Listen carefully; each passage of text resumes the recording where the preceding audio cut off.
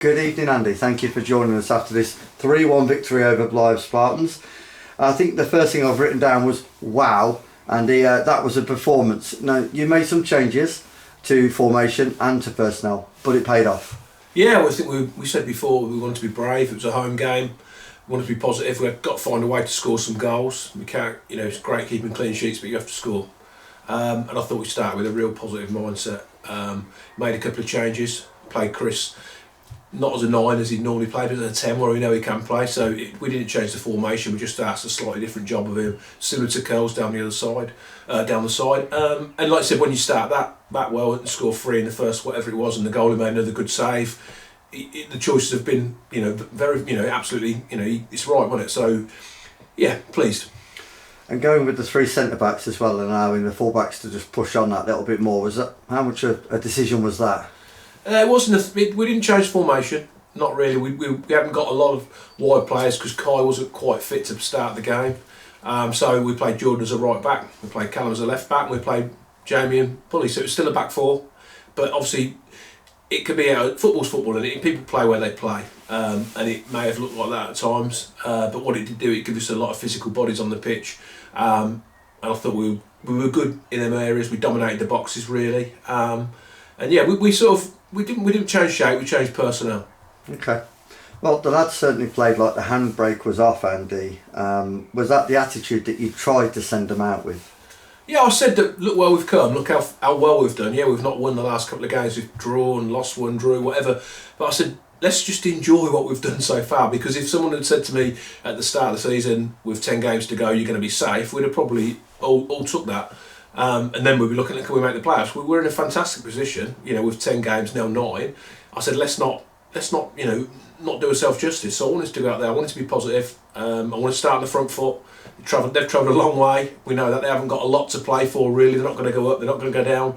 And I thought we set the tone early on, and I was pleased with the reaction. Well, you couldn't have started any better, let's face it. Dan Creaney getting a goal within 2 minutes, and then Chris Ray on 6, I think it was, added to another one by Chris Ray, an absolute stunner that one, about half hour gone. So 3 up, 3-1 by half time, and then it's a case of, was it manage it, be professional through the second half and not go gung-ho? Yeah, we're just managing the game really. I thought we still had some chances second half, we still got some good areas. Like I said, we got the early goal, we nearly scored before that. I think Chris had a good shot, the goalie made a good save. Dan got his goal, which he's always likely to, so it set us up well. I thought we were good. Like I say, 3-0 up, the game's not over, but you've certainly done what you wanted to achieve. And so I felt last week Curzon come here expecting to get beat, and because we didn't start well and we gave them a bit of a lift, they grew into the game. We had to be certain today that we didn't give these a lift, and we're out at the top of the league for a reason. I wanted us to show that. And we did that, and like I said, the second half was not about managing the game, and it certainly wasn't going to be gun-ho. To be fair to them, they play some good football, they pass the ball, they all want the ball, they're always going to create opportunities. But I felt we could always get another goal, a bit lucky not to.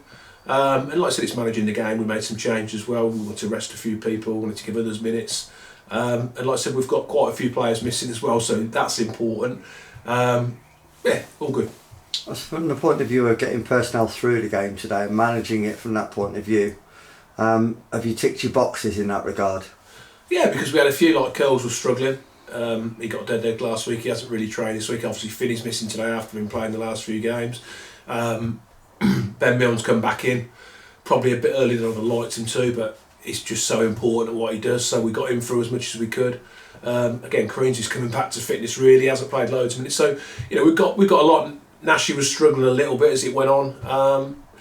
So yeah, it is what it is, but we knew that. You have a big squad, but I keep saying you're going to need everyone, and we are. Everyone so far has played their part, the whole lot, and they'll continue to do that in the next 9 games for us to get to where we want to go. Just little points on Nashi Sundari, brought in very much as a replacement for Jamie Jealous, and Jamie being such a unique kind of player, it was always going to be difficult to do that. But I think now Sundari's had a few minutes on the pitch, just starting to see what he's about a little bit more. Yeah, I've been really pleased with him, so we didn't just go rush out and get anyone for the sake of it, because we've got a lot of good players anyway. You're never going to replace Jamie Jealous, certainly not very easily, because he was so good for us, hence why he's gone where he has. You don't get league players come through very often. We identified Nasher because loads of good traits he's got, and one of them is having loads of energy, breaking the play up, keeping it simple, doing what he wants to do, working hard, and I've seen enough in that in the few games he's played that he's a good acquisition. Okay, well, we said 10 cup finals to go. That's now 9 cup finals to go, starting with the trek to Scarborough next Saturday. But definitely food for thought, Andy, in terms of personnel and even formation tweaks, maybe going into that one. Yeah, no, we won't. We don't very often change formation, but player-wise, who knows? We'll have a look at the training this week. We'll see who's fit available. Different sort of game. We've got some reports on Scarborough as to how they'll play, and it'll be no different to any other game. We'll look at it. We'll train Thursday. Probably have a look at the shape of them before that, and then we'll pick a team next Saturday which we believe is good enough to compete and hopefully get some more points with some people on the bench who can come on and influence the game whichever way it needs to be. Nothing changes, like I said, every game's the same, everyone's a cup final, but what a good place to be in, better than having nothing to play for. Absolutely. Andy, as always, thank you very much for your time. Cheers, thank you.